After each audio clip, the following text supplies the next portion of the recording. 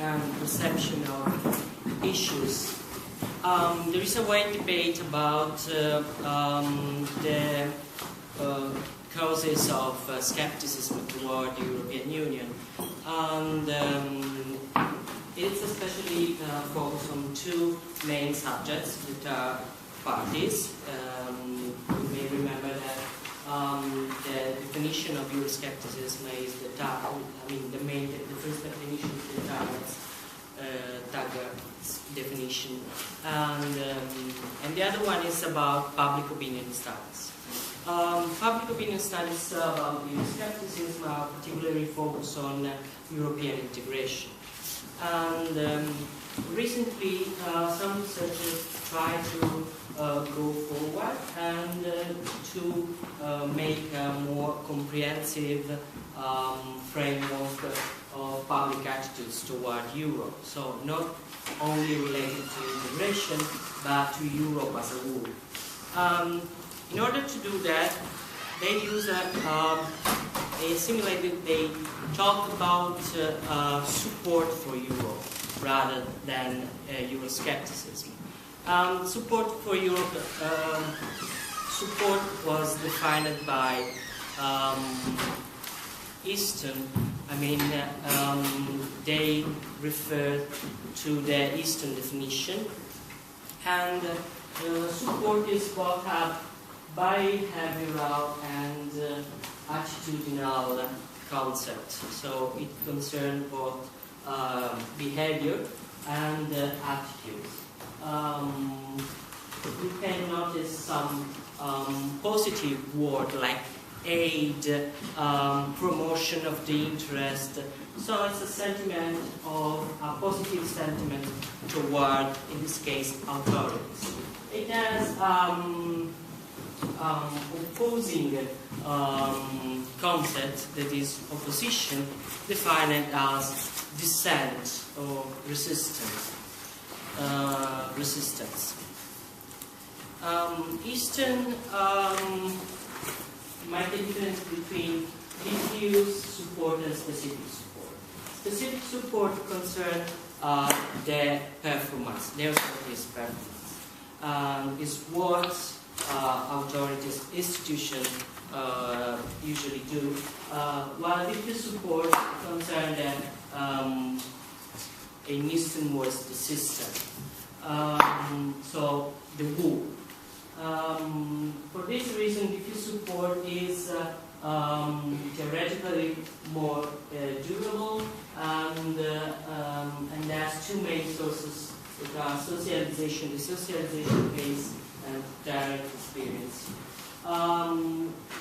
Then specific for specific support, people must recognize an authority that it's deputy to take decision.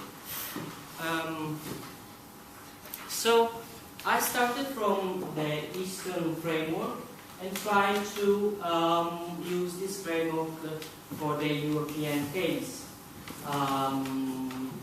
So I tried to descend the ladder of abstraction, starting from broad concept of diffuse support and specific support, and going down to indicators that can be operationalized. So diffuse support is basically legitimacy and trust. Legitimacy could be still differentiated in supranationalism, so an attitude toward a supranational decision maker, and values. Trust is usually measured as it is, with direct question. Specific support could be general, so about the general performance of the authority, and about specific policies. Particularly, I think that there are two different sets of specific policy evaluation. The performance evaluation on each specific policy, and the Europeanization, the will, the about the decision-making actor. I mean, the desire of more action from Europe.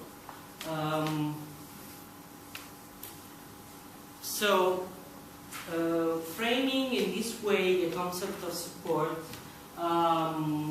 there is room for issues to affect attitudes towards Europe. We know from the literature of voting behavior that issues are important, and in some cases they affect the electoral victory. So why don't test if issues may affect the way citizens perceive Europe or support Europe? So my research question is, do public opinion on different issues affect attitudes towards Europe? So think about main important issues like immigration or economic crisis and so on. I make two broad hypotheses. The first one is that issues affect mainly the specific support, so on specific policies, and that there is a weak effect on diffuse support. This according to the framework and the literature.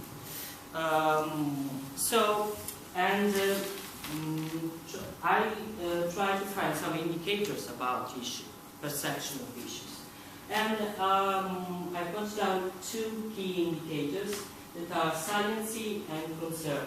Saliency is the importance attributed to an issue, while concern is a slightly overlapping concept, but a bit different because imply a sentiment of fear, a threat. Saliency, of course, has a sociotropic dimension and a personal dimension. I want to shift this and go to the data. I used Eurobarometer 73.1 mainly because there are many issues there, and because when I analyze the performance evaluation, I need specific questions on each issue. And I found three issues, indicators for three issues that are economic crisis, environment, and welfare state. I included also key indicators, key predictors usually present in the literature, like identity, nationalism, efficacy, and image of Europe, and I used multi-level models.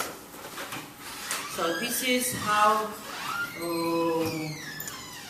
this is a schematic representation of the model. We have a specific question about an issue, like the environment, and how you judge European Union on environment, European performance on environment, and then we have proven predictors in the literature, and social demographics predictors, and our two main variables, concern and saliency. And you can see that they are related to that issues, so they are specific. Then keep in mind this process, because to test our hypothesis we will use this map. So first of all, I will show you the result on performance evaluation, then on Europeanization, then on general performance, and then on trust. We don't have indicators for legitimacy, unfortunately, in this survey.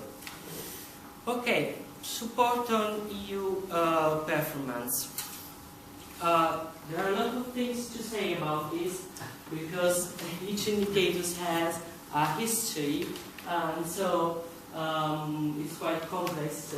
But I want to stress that some indicators about Europe performance are consistent with the literature, like efficacy, European identity. They are significant. What about our indicators? On European performance on that specific policy, you see we have the one model for each issue. Saliency is not significant except for the welfare issue, and but concern is significant for the three issues. So people that are concerned about a problem, in this case economic growth, environment and welfare state, are more likely to oppose European performance. Something different appeared in Europeanization, because here concern is not significant except for the environment issue. At this stage, I try to test an hypothesis that talking about Europeanization concern be not enough. I mean, citizens must also think that European Union is the best actor to solve a problem. And when I make interaction, I found that for the economic crisis, I found that people concerned with the economic crisis, with economic problems, and thinking that Europe is the best actor to solve the economic crisis, are more likely to favor a Europeanization of economy.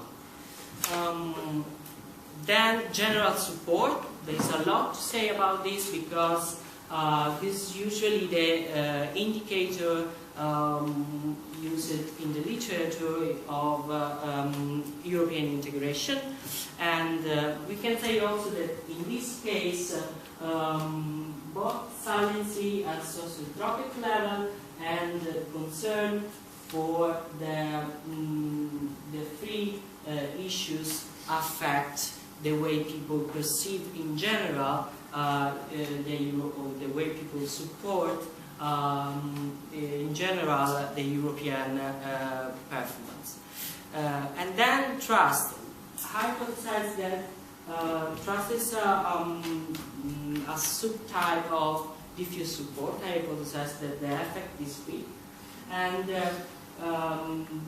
I'm not sure that this is the case because the effects are significant for some issues and not significant for other issues like economic crisis. So what is missing here, and I hope to implement this, is to try to estimate the marginal effects of those variables and try to understand which is the weight of concern and saliency at different level of support. Conclusion. Making up more comprehensive framework about support in such a way, unpacking this concept of Euro-scepticism and looking at a wide set of attitudes toward the European Union allows to consider other variables, other factors that affect attitudes toward Europe. In this case, I claim and I showed that the perception of some issue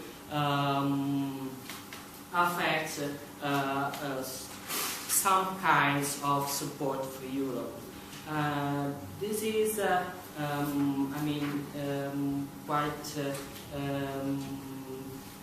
I would say, quite new, and it means also that the political agenda, the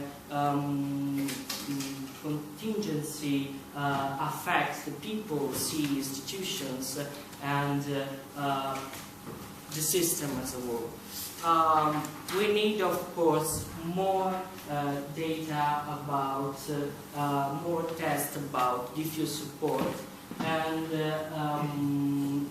more issues to test in order to see if there are any difference among the issues. Thank you.